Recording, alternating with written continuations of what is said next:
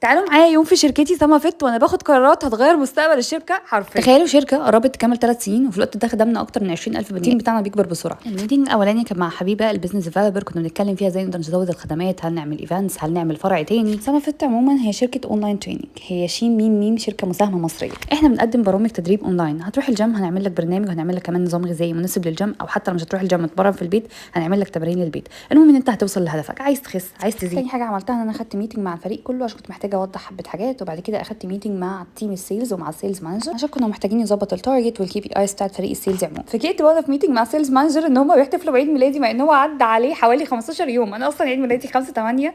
فالحمد لله كان يوم جميل قوي واخدنا فيه قرارات ضخمه. بس كده ده كان يومي، طبعا هحسب لكم مع صوت عيد ميلادي وبعد كده مع تبني الامنيه.